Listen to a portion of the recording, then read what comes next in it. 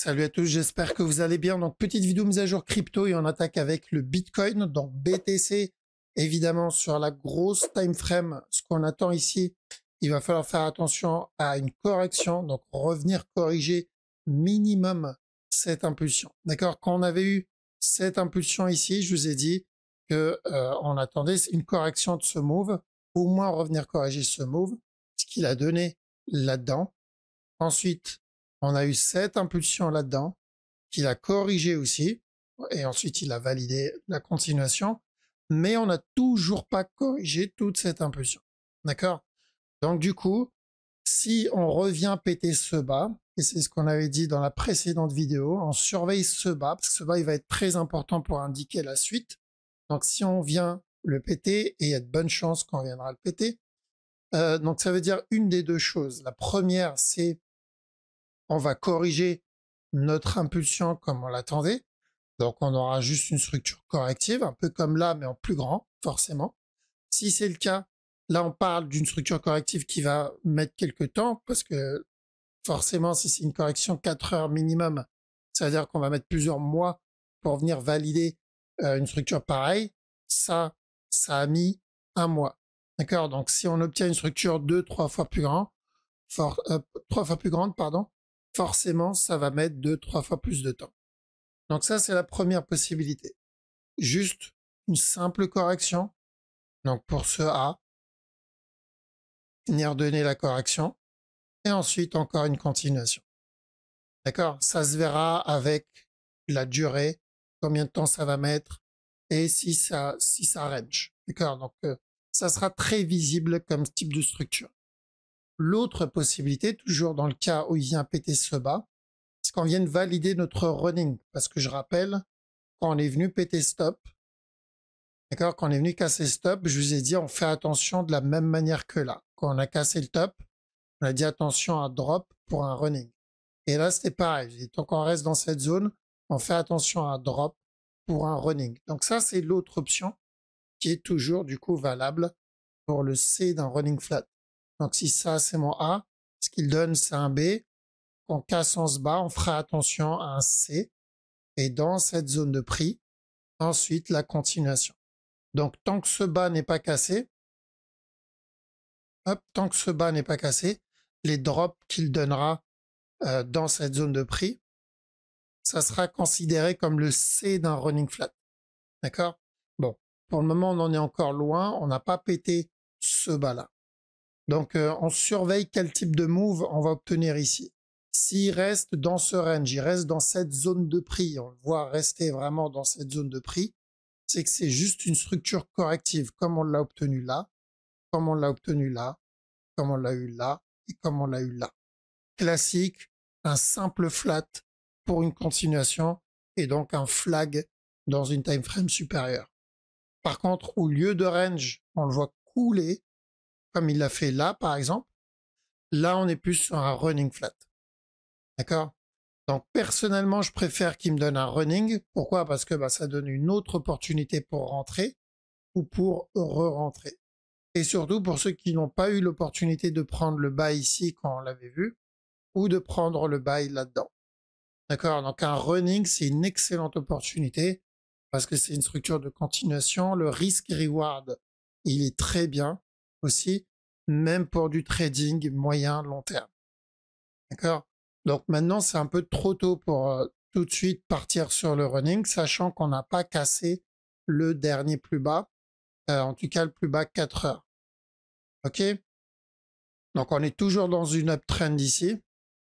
Et là, on attend de voir s'il vient donner un nouveau plus bas ou pas. Donc si on le voit corriger sous la trend dans cette zone, on le voit donner une correction ici, un peu comme ce qu'on a obtenu en 1 heure. D'accord? Pour ceux qui surveillent la petite time frame et qui trade en 1 heure, un peu comme ce qu'on a obtenu ici, mais dans une time frame supérieure. C'est-à-dire si ici en 4 heures on le voit range et corriger, c'est qu'on va continuer le move, donc baissier, et dans ce cas-là, on viendra péter ce bas. Et donc, on part pour minimum une grosse structure corrective, voire le running. D'accord? Donc, il faudra accepter ça si on vient corriger, prendre ça comme une opportunité, pas besoin de FUD, évidemment, chaque plus bas, si c'est de l'interne, exemple, s'il valide un simple flat ici pour corriger tout ça, comme on l'avait vu, ça, c'est à trade. D'accord? Ça, c'est pas en mode invest, c'est en mode trading. Par contre, si je le vois donner un running flat, c'est différent. Je peux le trade et en même temps, je peux rentrer en mode invest ici. D'accord? Parce que c'est un bon prix d'achat sur le long, voire le très très long terme. Ok? Donc très long terme, Bitcoin pour moi ça reste encore haussier, évidemment, mais comme on l'a déjà dit, ça ne veut pas dire qu'on va pas avoir de correction. D'accord? Parce qu'il y a une personne qui m'a dit je comprends pas, sur une vidéo tu dis que c'est haussier par rapport à une miniature, j'avais mis Jupiter, et sur la dernière j'ai mis début de la fin. Alors oui, parce que la structure, c'est pas juste une seule structure. Sur le long terme, le Bitcoin est encore haussier, mais sur l'interne, il y a le risque d'un running. Ça, on en parle depuis plusieurs mois. Donc attention à ne pas juste regarder les miniatures. Il faut regarder la vidéo. En général, j'explique la raison derrière. Donc, quand je dis le début de la fin, ça peut être le début du running flat et la fin de cette impulsion-là. D'accord? Donc, on est sur de la petite time frame. Ça ne veut pas dire que le Bitcoin va drop à zéro.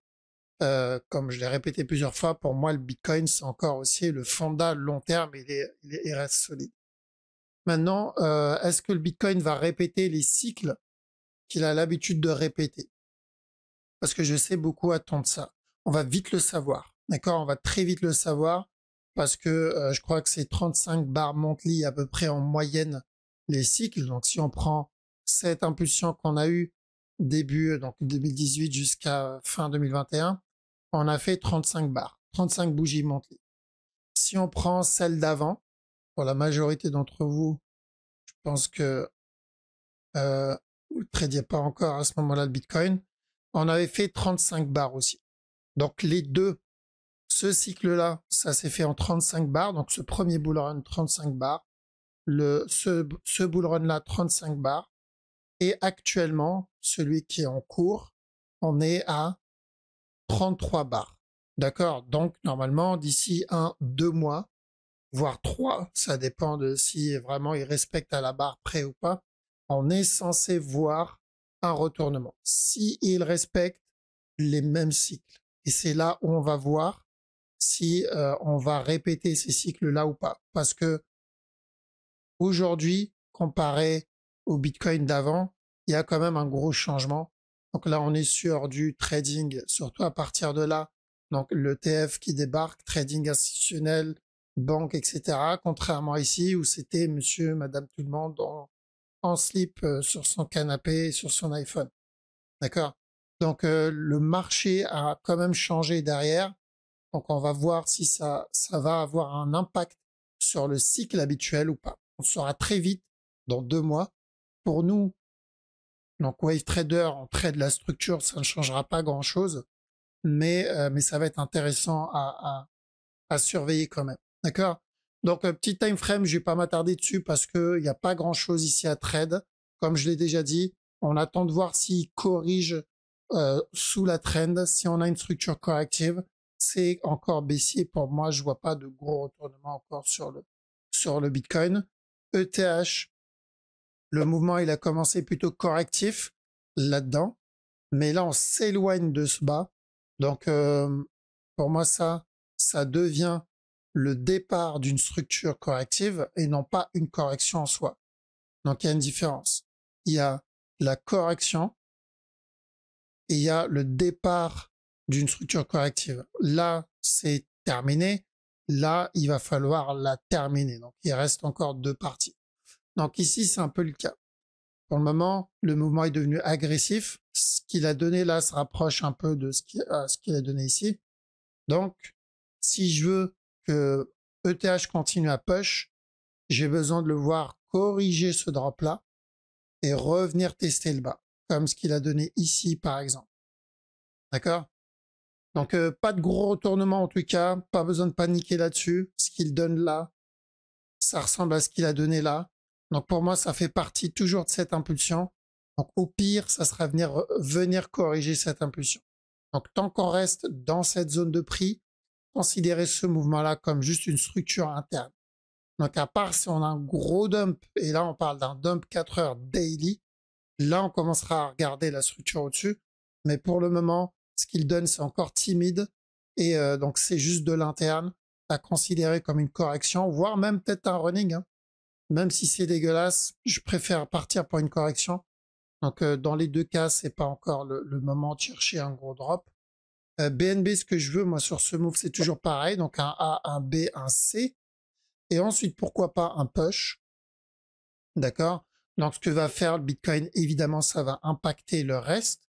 Si le Bitcoin décide, par exemple, juste de range ici, bon, il n'y aura pas de grosse différence avec ce que vont faire les autres cryptos.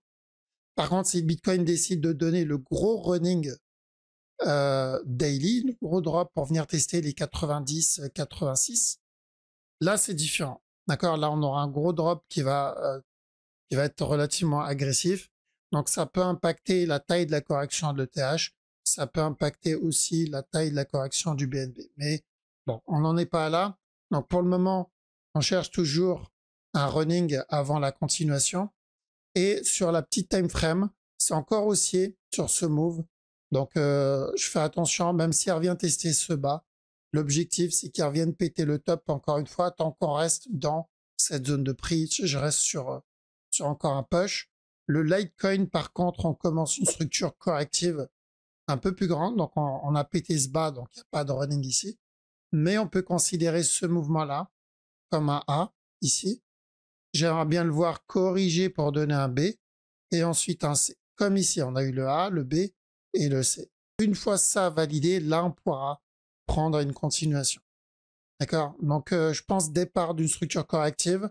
Peut-être pas de cette taille. Ça, je pense que ça va être la plus grande. Ça va être peut-être un peu plus grand que ça. D'accord? Donc, vraiment une structure corrective un peu plus grande. Et ensuite, pourquoi pas encore un push. OK? Donc, tant que je ne casse pas ce bas, ici, ce qu'il donne là-dedans, on considérera comme la correction de cette dernière impulsion obtenue. Alors, donc le sol, bien sûr, sur la grosse time frame, on cherche toujours la même chose, d'accord? Ça, c'est toujours un A, ce qu'il donne un B. Une fois le B terminé, ce que je veux, c'est un C, et ensuite la continuation, comme là. Donc, le A, le B, le C, et ensuite la continuation. Donc, si on obtient ce plus bas, ça serait parfait comme opportunité pour rentrer dans le sol. Maintenant, sur la petite time frame, bon, pas de gros changements non plus, tant qu'on pète pas ce bas. D'accord? On fait attention ici, on peut être juste sur une structure corrective. Donc, premier objectif, revenir tester cette zone, voire même peut-être revenir tester le top, mais c'est un peu trop tôt pour la cassure du top. D'accord? Donc, pas vraiment de buy setup, petit TF, je vois une petite fin de structure, une petite perte de momentum, mais il faudrait quelque chose d'un peu plus propre. Atome, on peut chercher un running flat sur ce move. Alors, juste attention, parce qu'il peut revenir tester ce bas. D'accord? Mais en interne, avant de partir sur ça, un petit running, ça peut être pas mal. Tant qu'on n'a pas pété ce top, on fait attention à un push pour un running flat minimum. S'il donne un running, on aura un push baissier, voire même casser ce bas. Maintenant, si à la place, il décide de valider un regular flat avant de péter le bas, bon, j'ai envie de dire tant mieux en tentant le running. Mais le plus safe, c'est tenter juste un running flat. D'accord? Et faire attention dans cette zone. Parce que si c'est un running, ça veut dire que c'est une structure de continuation, donc baissière. On a AVAX. AVAX, le move au-dessus est plutôt en train de se développer. Donc ça, c'est très bien. On a le A ici. On avait dit qu'on attendait un B, qu'on a obtenu. Et ensuite, on attend un C. Et revenir tester ce bas pour le C. Et donc, toujours pareil. D'accord? On attend toujours la validation en venant péter ce bas. Je n'oublie pas la possibilité d'un régular là-dedans, en petit TF, même si c'est pas le régular le plus sexy. Le dernier qu'on avait pris ici, il était plutôt propre, mais celui-là un peu moins. Donc s'il corrige, c'est qu'on va valider notre régular sur la time frame supérieure. Donc ce que je veux là-dedans, c'est revenir tester le bas, encore une fois. Et d'ailleurs, le NIR, c'est à peu près la même chose. D'accord? Vu qu'on n'a pas pété stop, donc on peut considérer ça comme un A, ça comme un B, et ce qu'il donne comme un C ici. Donc revenir tester le bas. que ce soit pour le AVAX ou le NIR, la direction long terme ne change pas. D'accord? Ce qu'on veut, c'est toujours la même chose dans cette zone. On cherche donc le buy minimum pour un running, voire même casser le top. Et c'est la même chose pour le NIR. Et on m'a dit, il y a une personne qui m'a dit, oui, mais si le Bitcoin décide de valider le running, ça va être, donc ça va être à mettre à la poubelle. Alors, c'est pas parce qu'on invalide un régular qu'on invalide la direction. D'accord? Faire attention à ça. Si on prend le cas, ok, Bitcoin décide de valider le gros running. On revient tester les 90, 85, 86 000. Et du coup, le NIR, il décide donc de valider ici le running qu'on avait vu, drop, et voire même casser le plus bas. Et AVAX décide de valider le régular, qu'on a vu, hein, qu'on garde en tête, mais qu'il casse le plus bas aussi. En partant du principe qu'il casse le plus bas.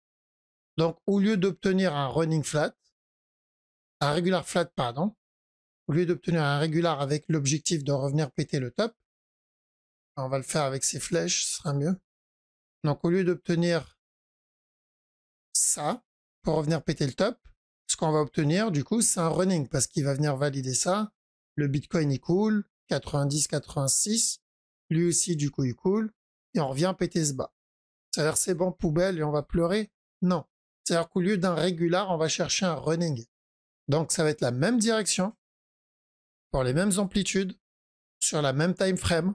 C'est juste que l'objectif n'est pas le même. On reviendra probablement pas péter stop, mais on va se retourner un peu avant. D'accord? Dans les 52, 56, 60 $. Mais pour la personne qui achète, celui qui achète ici, pour acheter un regular flat, il va se faire dans les 200%. Mais si au contraire, il vient valider un running et qu'on achète plus bas le running flat, au lieu de 200, je me tape 800%.